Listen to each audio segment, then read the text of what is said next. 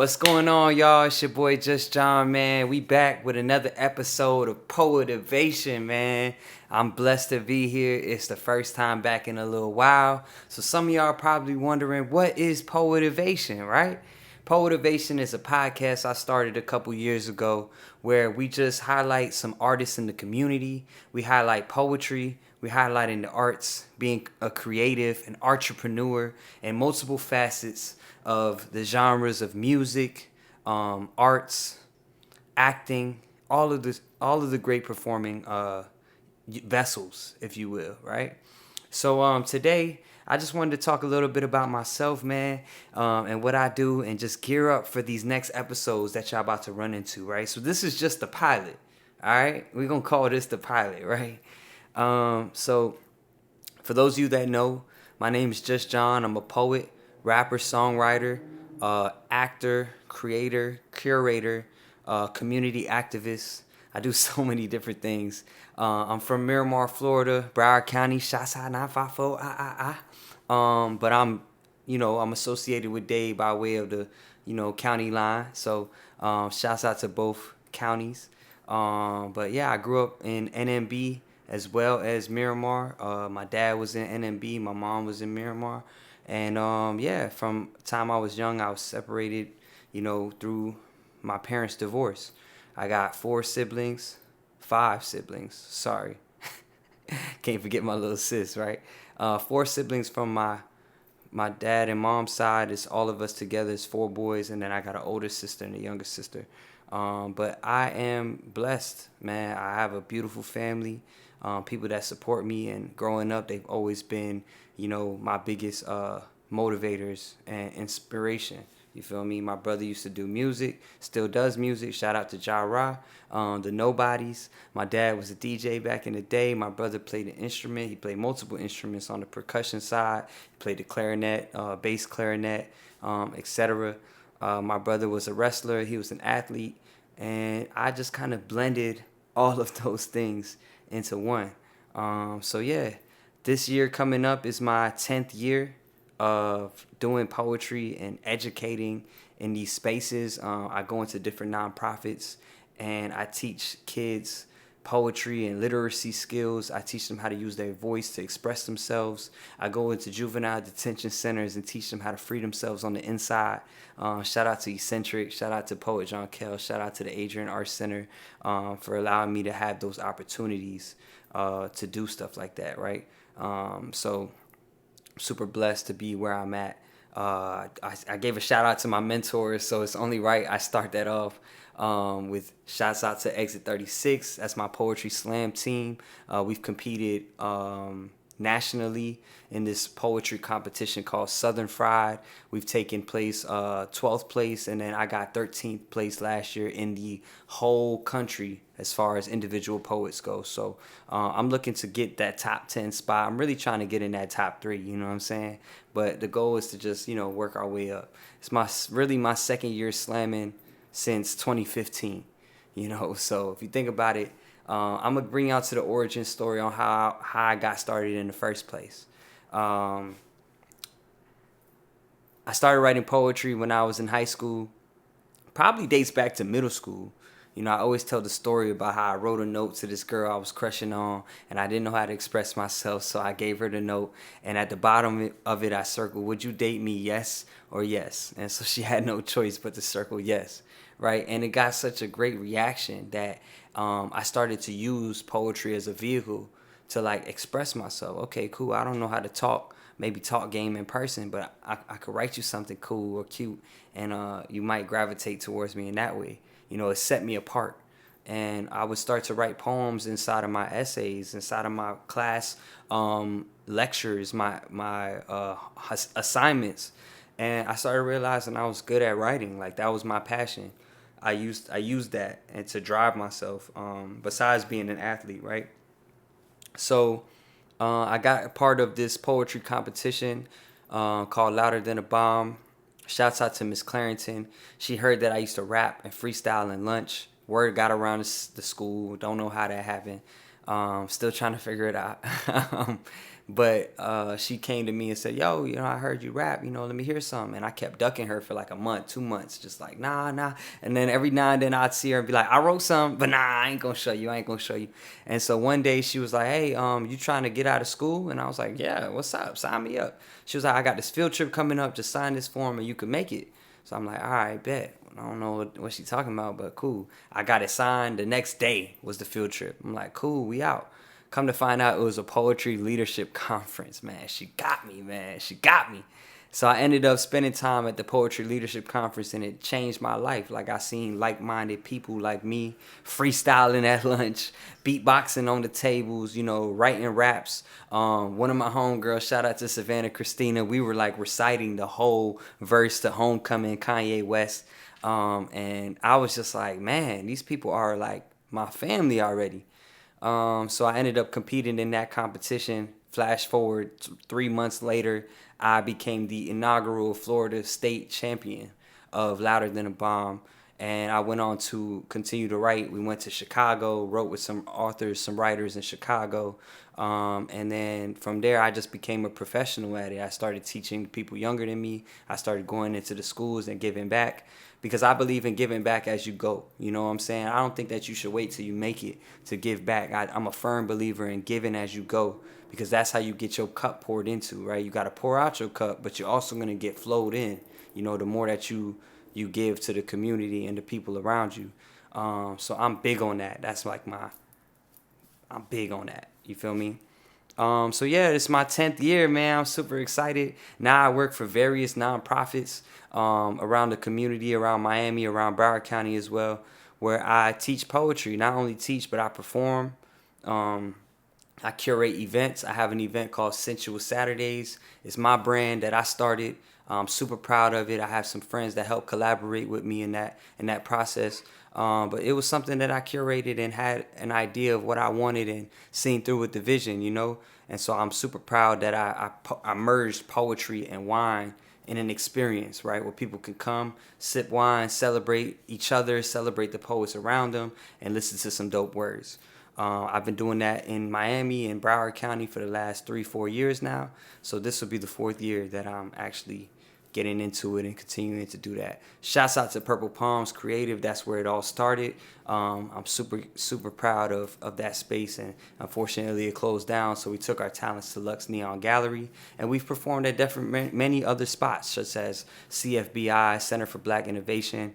We've done stuff at the Gasper Arts Center, and we continue to just build relationships and partners with different sponsors and different partnerships. So if you're interested and you want to get more information on Sensual Saturdays, follow our page at Sensual Saturdays _. That's Sensual Saturdays _, right? So yeah, I guess it's a good time to plug myself up. My name is Just John. You can follow me on IG at Just John IG. You can follow me on TikTok, Just John TV. You can follow me on Twitter, Instagram, all that good stuff. You'll find me. But yeah, I think that my mission is to continue to push boundaries with this creative space. I remember I went to FIU and I was in a creative writing class, and this teacher that I had, she gave me a C- for my class grade, and I was like, what? C- in creative writing? Like, I'm like that for real. What you mean C-? I'm not below average. But she challenged my pen in a different way, and I think that it's all up to interpretation sometimes when you write certain things. Some people not going to grasp the full effect of what you're trying to say. Some people correct you on your grammar and syntax, right? Where as a poet, I'm not really focused on those things. I'm focused on the message. What is it that you're trying to say? What is it that I'm getting and grasping from this? What emotions are you conveying? And I think of that when I listen to other poets. And I've had this upward hill battle with celebrating poets in the community, because a lot of them, just do the same poems, but a lot of them are really dope at what they do, and they just don't have the spaces to showcase more than what they have that's already polished. It's really hard to get up there as a performer and get up on stage and share something new. So you do something that's comfortable. But I always challenge myself to write new poems and continue to grow as an artist. So this space and this platform is designated for those type of artists, the ones that really work at their craft, the ones that are penning new ideas, that want to get their shit off, and just talk about whatever they have upcoming in the future, and to just use this platform to spread love throughout the community. So POETiVATION started from the word just giving motivation. Shout out to Tracy Supreme, man. Tracy Howard, that's my boy. He made a song called Motivation. And from there, I was like, motivation, POETiVATION, like that shit go. So it's just about giving motivation to others and wanting them to grow and succeed in what it is that they do. So yeah, I think that's a lot about me. You can follow me again on social media. If you want to be a part of the podcast, make sure you reach out to me. I'm going to send you guys a form you can fill out. It's going to give you times. It's going to give you a bio about yourself. It's going to tell me all that I need to know to prepare to do my homework for you as an artist before you get on this platform, right? Local SoFlo base is recommended. However, we don't mind jumping on Zoom and reaching some of these cities that are not in this area, because I want to touch base with all the poets that I can, right? So that's the goal. And I think that we're just going to continue to grow, man. I think we're going to continue to do great things. I could sit here and talk all day about my accolades and the things that I've accomplished. But I think the most important thing I'll take from this whole experience of me being an artist is that I use my voice to share a message and a story that hopefully can captivate the hearts and the eyes and the ears and the hearts and just the soul of the people that are listening, right? If I could touch one person just with my words, then I feel like I've done my job as a poet, as a songwriter, as a storyteller. So I use that as my motivation, and I hope you do too. I hope you guys out there that are listening to this use this platform to not only gain knowledge, but apply it in your own writing, apply it to your own brand, your own development, because we're going to be talking with so many different people that might give you some nuggets and gems on the insides of what you should be doing or what you want to do, right? Or what you've already done. You might be able to help somebody that's been on this platform as well. So just spread the message, spread the love. So yeah, I'll leave y'all with this. I'm an entrepreneur. I call myself an entrepreneur. What that means is I just use my art to freely express myself and get paid for what I do. I've been a professional now for 10 years, and I wrote this poem because I felt like it was near and dear to my heart. It's something that I've been grasping and wrestling with for the past couple years since I became self-employed maybe 3 years ago. Damn, it's been 3 years already. That's crazy. But yeah, I just had this idea that becoming an artist is like learning how to swim. So I wrote this poem. It's called SOS, Sink or Swim, and I hope you enjoy it. More than half of Americans don't know how to swim. But what happens when you step out on a limb and decide to dip your toe in to test just how well swimming suits you? On this stage, the microphone becomes a flotation device. And I've seen dreams sink and never come back to the surface. I've witnessed sets shipwreck, capsized on your side, leaving survivors stranded. The first time I almost choked. I swallowed my words, my lungs filled with fear as I grasped every ounce until I was left empty. I've been drowning in this generational curse since birth. Descending so long, I never knew I would reach the bottom, which also means I couldn't tell you how close I was to the top, but I knew that if I kept kicking, eventually I would see the light. Becoming an artist is like learning how to swim. My dad used to push us in the pool and wait until we worked our way back up for air the same way. The job market plunges us into unemployment on the shallow side. Some of us are still trying to stand up, while others are diving in head first. I couldn't tell you which is worse, but you can't be your best if you're always depending on a life vest. And aren't we all looking for a safety net to fall back on? The depths of this expedition run deep.